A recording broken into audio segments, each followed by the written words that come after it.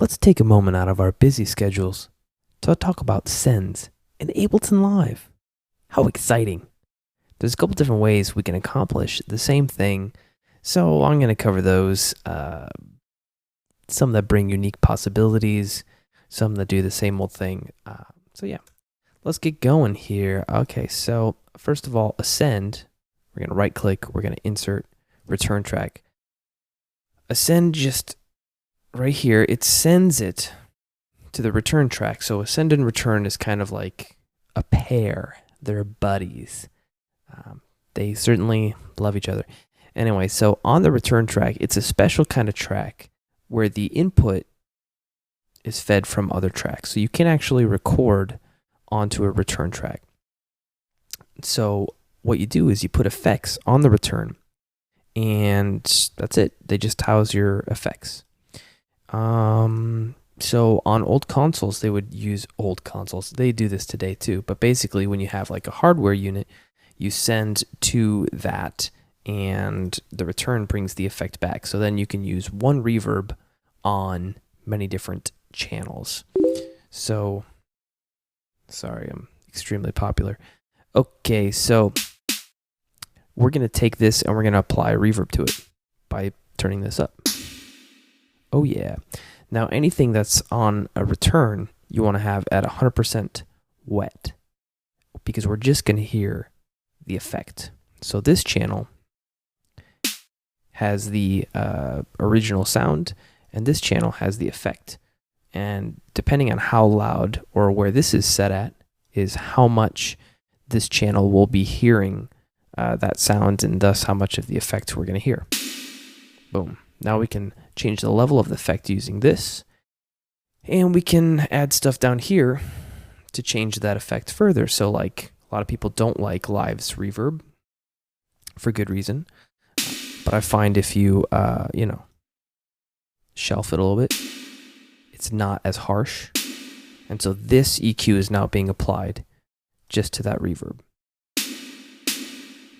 Cool. And we can even put, you can get crazy. And now we're just delaying the reverb,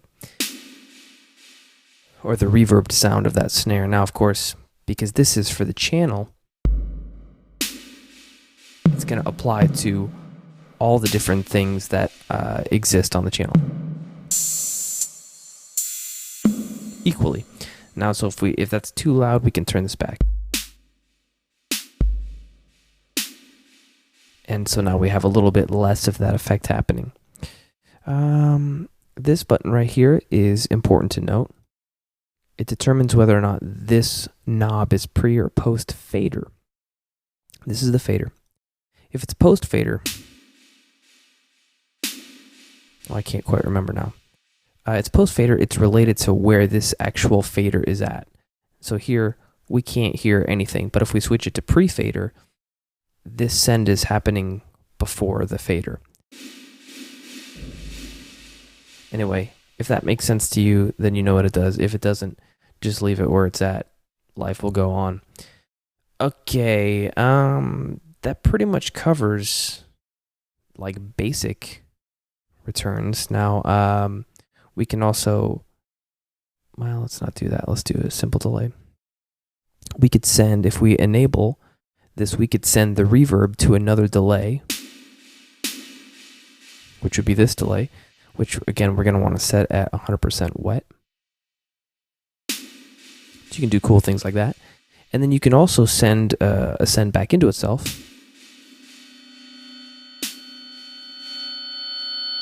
And that's going to make it feedback. And that's how you get dub delays. So let's get some dub delays going. We're going to enable all sends.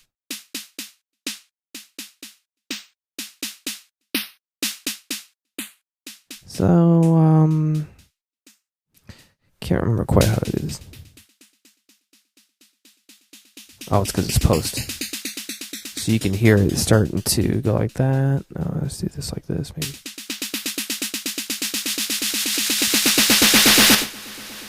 Getting crazy. And then we would EQ it, or actually we'd filter it.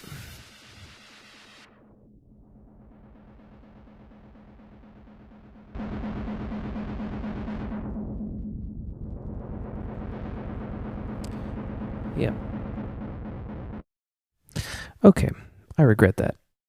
But let's move on. Let's move on to, we can use the sends to create reverbs and stuff for a snare drum. But on a kit like this, we don't want the reverb just on the entire kit. We want it just on the snare drum. So that brings us into our racks. Now, the drum rack has its own send and return system. So we can right click and create a return chain. And this is the same as our previous escapade into send and returns, where it works the same, where we have sends, but now our return is housed all on the same channel. So it's not using these. This knob is now located down here. Cool. Now, why would you want this to happen? Well, one cool thing about Ableton Live is now we could save this whole thing and your send return structure would be included. And so if you wanted to share this with a friend or open it in your next set, they wouldn't have to have a complex return structure like you have going here. The other thing is, let's say you create like a mix down of stems. It's going to print these channels to a different channel, to its own file. But if you have it here, it's going to print that all to one file. And so in that instance, it might be smarter, I guess, or make more sense to include the return on the actual channel. Or maybe you just don't like using returns. Who knows? Okay, so that's how you would do it in a drum rack. Let's say we would want to do this on just any, because we want to print these tracks to have somebody mix it in Pro Tools, because everybody knows that Pro Tools sounds so much better. Well, cool, that's our delay, but we want more of the delay. But the problem with this dry wet is that, well, we can't get the delay any louder. So we're actually going to create a send and return rack. The way we're going to do that, sorry, I'm moving ahead. Go ahead and right click and let's group it. Then click on that button. Then we're going to create a new chain. And now we have two chains. This is our return channel, and this is going to be our dry channel.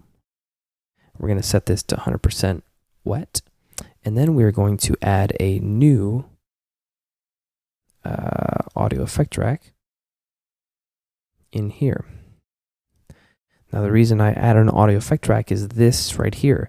This is actually going to be our send. So it was very similar to insert return to this knob here.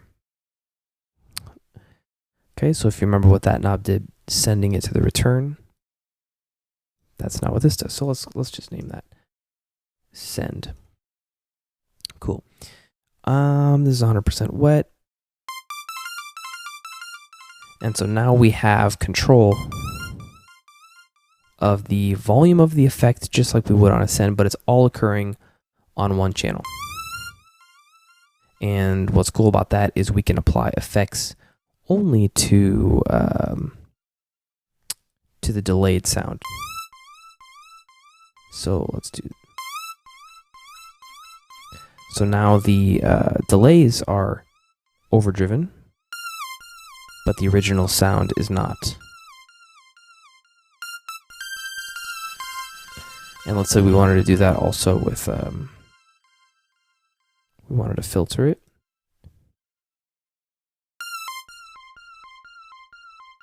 It's a lot of feedback.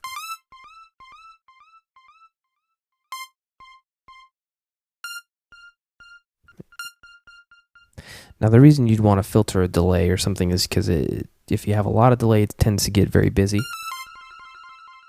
So that kind of just takes it gives you the impression of the delay, but it's not sitting so far forward in the mix.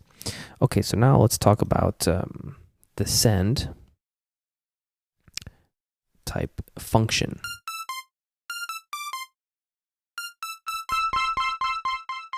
So one cool thing about sends is that you can, in the same way you ride a fader, you're gonna ride the send. So what that means is I want to, as the note is playing, I'm gonna feed it, and that's gonna delay. And well, okay, let's just play it. You'll see what I'm talking about.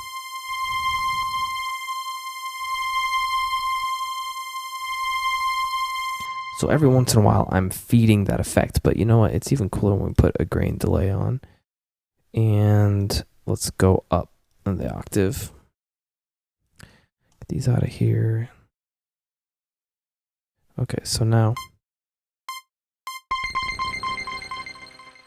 something's not right about that. Let's go up. Okay, so now we've got the grain delay set the way I wanted it. And you can see what happens when we start to feed this effect using the send. And the only reason we're doing it this way is because it would be a little bit too busy. Well, it's just a different way of doing things. So let's hear it.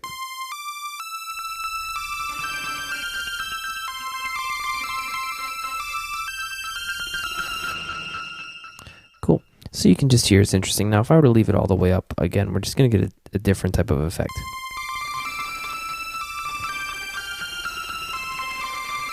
Which is fine, but it's in your face, and it's just a thing that people do.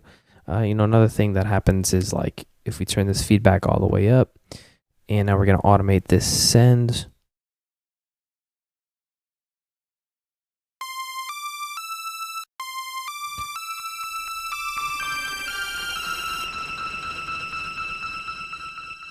And now we can hear the delay trailing off naturally after the original source material is done. And then we can, mess with the affected audio separately from all the other stuff. All right, so in review, we've got returns here. We've got returns on our drum rack. And then we can kind of artificially manufacture a return on any channel using an audio effect rack, a dry chain, a return chain, and an empty audio effect rack. Or you could use the utility. Does the same thing, it just is your volume, except it only goes to -35, which is why I decided to use the empty audio effect rack. Any effects that go on your chain are generally set to 100% wet. That way you're only hearing the delay. And that's pretty much it, besides different rambling. Okay, JeffyArt.com.